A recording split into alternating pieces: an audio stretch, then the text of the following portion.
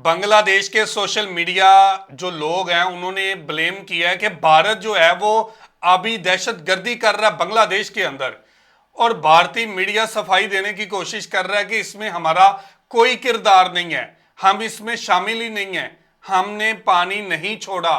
तो ये पानी कहां से आया? तो देखते हैं कि भारतीय मीडिया क्या बात कर रहा है बांग्लादेश के इल्जामात को लेकर। तो वीडियो की तरफ बढ़ते हैं। वीडियो की तरफ बढ़ने से पहले आप दोस्तों से गुजारिश है, अगर आप चैनल पर नए हैं तो चैनल को सब्सक्राइब करें, साथ बने बेल आइकन को भी दबाएं ताकि आपको वीडियो का नोटिफिकेशन सबसे पहले मिलता रहे। चलें वीडियो शुरू करते हैं जी। 1 2 3 नमस्कार, वेलकम टू स्टडी IQ। मैं हूं प्रशांत धवन। नाउ बांग्लादेश में आज के समय कुछ भी हो रहा है, अगर कुछ भी नेगेटिव होता है तो उसका ब्लेम सीधा इनका सोशल मीडिया डाल देता है इंडिया पर। नाउ रिसेंटली क्या हुआ कि बांग्लादेश में बड़े स्केल पर फ्लड्स आ गए, बाढ़ आ गई, और बाढ़ की वजह से 3 मिलियन मतलब के 30 लाख लोगों को डिस्प्लेसमेंट फेस करनी पड़ी। सिचुएशन काफी खराब है। बताया जा रहा है 2 या फिर कई एस्टिमेट्स के हिसाब से 4 लोग बांग्लादेश में मारे भी जा चुके हैं। और इसके बारे में आप देखोगे बहुत सारे आर्टिकल्स पब्लिश हुए हैं। ना अचानक से बांग्लादेश में क्या होता है कि इस बाढ़ का जो कारण है ये ठहरा दिया जाता है भारत का एक एक्शन। इधर आप देख पाओगे बांग्लादेश का जो सोशल मीडिया है ये ब्लेम कर रहा है इंडिया फॉर कॉजिंग फ्लड्स। और सिचुएशन इतनी खराब हो गई थी, कई बांग्लादेशी कार्टूनिस्ट ने, कुछ लोकल जो मीडिया आउटलेट्स हैं उन्होंने भी इस टाइप की रिपोर्ट छापनी स्टार्ट कर दी कि इंडिया ने ना अपना डैम से जो बहुत सारा पानी है सडनली रिलीज कर दिया, उसकी वजह से बांग्लादेश में बाढ़ आई है। ऐसी गलत न्यूज इन लोगों ने फैलानी स्टार्ट कर दी और इवेंचुअली इंडियन गवर्नमेंट को, जी हाँ, इंडियन गवर्नमेंट को ऑफिशियली ये बोलना पड़ा कि देखिए बांग्लादेश में जो बाढ़ आई है उसका कोई भी रिलेशन किसी भी इंडियन डैम से नहीं है। इधर आप देख पाओगे not correct, government on reports, India dam caused Bangladesh floods. ना सोशल मीडिया की एक झलक मैं आपको दिखाना चाहता हूं कि किस लेवल पर बांग्लादेश में इंडिया को ब्लेम किया जा रहा है। ना यहाँ पे आप देख पाओगे इस टाइप की ट्वीट्स कॉमन है बांग्लादेश के सोशल मीडिया पे, ट्विटर पे, एक्स पे। ऐसी जो ट्वीट्स है लोग काफी कर रहे हैं कि इंडिया ने कोई डैम ओपन कर दिया बिना प्रायर वार्निंग के और उसकी वजह से देखिए फ्लड्स आ गए। और यहाँ पे आप देख पाओगे, नोट ये करना कि जब बांग्लादेश के अभी जो इंटरिम प्राइम मिनिस्टर है ये भारत के एम्बेसडर से मिलते भी है ना, उसको भी कहा जा रहा है कि ये पब्लिसिटी स्टंट है। और इस टाइप के जो ये कार्टून है ये काफी फैलाए जा रहे हैं।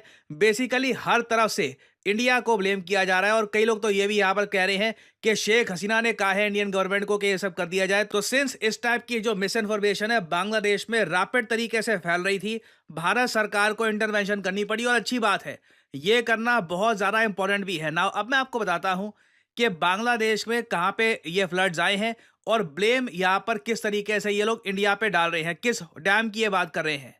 ना यहाँ पे आप देख पाओगे ये एशिया का मैप, ये है हमारा प्यारा भारत। और यहाँ पे आप नोट कर पाओगे ये हमारी स्टेट है त्रिपुरा। त्रिपुरा की एक बहुत ही बड़ी बॉर्डर है बांग्लादेश के साथ और त्रिपुरा में एक डैम है जो काफी बार बांग्लादेश में फ्लड्स रोक चुका है बहुत लंबे समय से। इधर आप देख पाओगे ये डैम, यहाँ पर अगर मैं जूम इन करूं तो ये है दुम्बो डैम। ये डैम आपको मिलेगा गोमती नदी पर। और ओवर द इयर्स आप अगर देखो आप खुद ही समझ सकते हैं, गोमती नदी इंडिया के थ्रू होते होते ये जाती है बांग्लादेश में और उसके बाद फेनी और चट्टोग्राम जैसे जो इंपॉर्टेंट एरियाज हैं, अर्बन एरियाज हैं बांग्लादेश के, वहां पर पानी प्रोवाइड करती है। कभी कभी देखिए यहाँ पर जब बारिश ज़्यादा हो जाए या फिर पानी का फ्लो तेज हो जाए तो इन इलाकों में बाढ़ आ सकती है। और पिछले कई सालों में आप अगर देखो तो इंडिया ने जब से ये डैम्स यहाँ पर बनाए हैं ना, बांग्लादेश में बाढ़ की जो फ्रीक्वेंसी है बहुत ज़्यादा कम हो चुकी है। मगर इस पर्टिकुलर केस में क्लियरली किसी जगह पर अचानक से ज़्यादा बारिश आ गई होगी या फिर कोई और जो ट्रिब्यूटरी है वहां से एक्स्ट्रा पानी आ गया होगा और सडनली इन इलाकों में बाढ़ देखने को मिली। और सिंस देखिए बांग्लादेश में ना इस बात को लेकर काफ़ी गुस्सा है कि शेख हसीना को इंडिया आज भी रेफ्यूज दे रहा है। शेख हसीना इंडिया में सेफ है, इस बात को लेकर बांग्लादेश में कई पॉलिटिकल पार्टीज हैं ये इंडिया को ब्लेम कर चुकी हैं। फॉर एग्जांपल BNP को अगर हम देखें, जो बांग्लादेश नेशनलिस्ट पार्टी है, उन्होंने ओपनली ये बोलना स्टार्ट कर दिया है कि इंडिया को एक्स्ट्रा डाइट करना चाहिए प्राइम मिनिस्टर शेख हसीना को। और इन्होंने यहां पर यह कहा है कि सिंस इंडिया और बांग्लादेश के बीच में एक एक्स्ट्राडिशन ट्रीटी एग्जिस्ट करती है तो उसके अंडर इंडिया लीगली बाउंड है कि शेख हसीना को वापस भेजना चाहिए बांग्लादेश में ताकि जो भी इन पे ट्रायल चलना है, केस चलना है, ये आगे बढ़ सके। बट देखिए बांग्लादेश का मीडिया, बांग्लादेश के लोग, इनकी पॉलिटिकल पार्टीज एक बात भूल जाते हैं कि बिल्कुल इंडिया बांग्लादेश के बीच में एक एक्स्ट्राडिशन ट्रीटी तो है। ये ट्रीटी 2013 में साइन करी गई थी, मगर इस ट्रीटी में कुछ बदलाव किए गए थे साल 2016 में। ये बदलाव बहुत ही इंपॉर्टेंट है।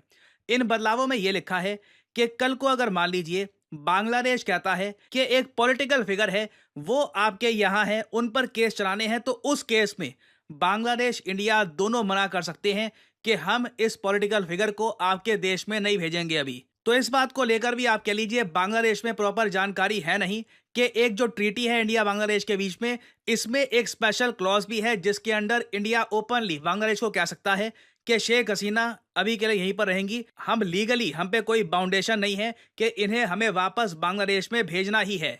और अभी तो देखिए मैं नोटिस कर पा रहा हूँ जो डेवलपमेंट्स हो रही है ना, बांग्लादेश के लोग इंडिया को बहुत ब्लेम करने वाले हैं। इनकी इकोनॉमी डाउन जाने वाली है, एक्सपोर्ट्स डाउन जाने वाले हैं। और मैं आपको एक बात बताता हूँ, देखो बांग्लादेश की जो एक्सपोर्ट्स थे ना, उसकी मेन बैकबोन थी इनके टेक्सटाइल एक्सपोर्ट। यहाँ पर ये लोग कपड़े इस तरीके से सी कर टी शर्ट्स बना के बड़े बड़े ब्रांड्स के लिए, काफ़ी बार वर्साचे के लिए जो 5-6 हज़ार की टी शर्ट बिकती है यूरोप में या फिर किसी और देश में, वो 500-600 रुपए की बांग्लादेश में सिली जाती थी। तो जो ये ग्लोबल फैशन ब्रांड्स हैं जिन्होंने कॉन्ट्रैक्ट्स दे रखे थे बांग्लादेश में, इन्होंने अपने कॉन्ट्रैक्ट्स कैंसिल कर दिए हैं, कट कर दिए हैं, क्योंकि जो इन्होंने दृश्य देखा है बांग्लादेश में, क्लियरली इनको एक बात समझ में आ चुकी है कि यहाँ पर है पॉलिटिकल इंस्टेबिलिटी। कभी कुछ पता नहीं, कल को अचानक से इनके वर्कर स्ट्राइक पे चले जाए या फिर कुछ यहाँ पे इश्यूज हो जाएं, हमारे ऑर्डर्स का क्या होगा, हमें बिजनेस में मिलियंस परहैप्स बिलियंस का लॉस हो सकता है। तो ग्लोबल फैशन ब्रांड्स बांग्लादेश से कर रहे हैं खुद को कट, और कुछ समय के लिए, अभी के लिए तो मैं कहूँगा कि ये शिफ्ट हो रहे हैं इंडिया में।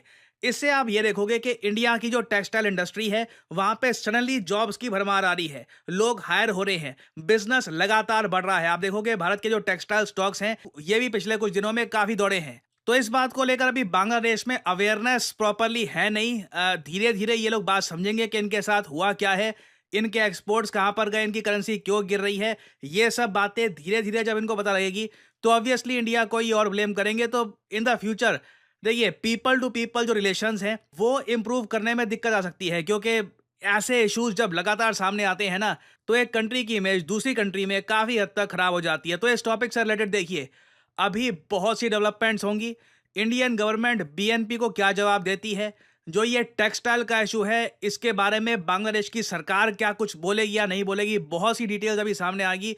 तो कुछ अपडेट्स आती है, मैं आपके लिए बाद में अपडेटेड वीडियो ले आऊंगा। और फाइनली यहाँ पे मैं आपसे एक सवाल पूछूंगा। देखिए आईसीसी का जो विमेंस T20 वर्ल्ड कप था ये बांग्लादेश होस्ट करने वाला था, मगर जो यहाँ पर स्थिति हुई है रिसेंटली, आईसीसी ने ये जो टूर्नामेंट है ये बांग्लादेश में कर दिया है कैंसिल, और अब किसी और देश में ये टूर्नामेंट करवाया जाएगा। ऑब्वियसली जो फीमेल क्रिकेटर्स होंगी काफ़ी दुखी होंगी कि बांग्लादेश में खेलने का जो अवसर है, सुनहरा अवसर, वो उनके हाथ से निकल चुका है। तो आपको बताना है कि जो ये ICC women's T20 world cup 2024 है अब कौन से देश में किया जाएगा। ये है यहाँ पे आपकी ऑप्शंस, यूएई, श्रीलंका, ऑस्ट्रेलिया या फिर बांग्लादेश। तो जी व्यूअर्स, ये थी वीडियो और आपने देखा कि भारत को अब सफाइयां देनी पड़ रही हैं। भारत को अब क्लियर करना पड़ रहा है कि ये पानी हमने नहीं छोड़ा, ये बारिशों का पानी है, कहीं से आ गया होगा, कहीं से गिर गया होगा और कहीं पे रुका होगा तो वहां से आ गया।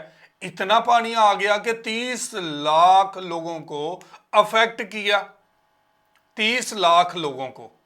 ऐसे ही है। आप देखें 30 लाख लोगों के जानवर कितने मरे हैं, 30 लाख लोगों की जमीनें कितनी बर्बाद हुई हैं, 30 लाख लोगों के घर कितने बर्बाद हुए हैं, सड़कें कितनी बर्बाद हुई हैं, लोगों को खाने के लिए क्या कुछ मिल रहा होगा।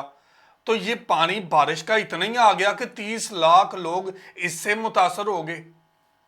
ये तो अब जान छुड़वाने वाली बात है कि भाई हमें तो पता ही नहीं है ये कहां से आ गया, हमने तो छोड़ा ही नहीं है। ये सारा पानी भारत से आया है, इसी वजह से ये बात कर रहे हैं। पानी का फ्लो अगर भारत की तरफ से आ रहा है तो फिर ये अपनी एक्सप्लेनेशन दे सकते हैं कि अगर हम लोगों ने नहीं छोड़ा तो फिर ये बता दें कि वो कहां से पानी आया। बस अब ये वो आपने देखा होगा कि बहाने होते हैं जब रोड बहाना पे, भी तो कोई वैलिड होना चाहिए ना। ये तो हर बंदा समझ सकता है कि अगर वहां से पानी आया अगर कोई रोड पे एक्सीडेंट होता, नहीं नहीं भाई तू इधर से घुसा है, मैं तो सीधा ही आ रहा था, वो कहता मैं भी सीधा ही आ रहा था, तू इधर से घुसा है, तो गलती कोई मानता ही नहीं है। अब बांग्लादेश कह रहा है कि ये पानी भारत ने छोड़ा है, भारत के डैम से आया, तो वो कहता हमने तो छोड़ा ही नहीं, हम तो अपना पानी रोक के तुम्हारा फ्लड रोक रहे थे। फ्लड रोक रहे थे या फ्लड छोड़ रहे थे? ऐसे ही है। तब तक नहीं छोड़ा जब तक शेख हसीना वाजद थी।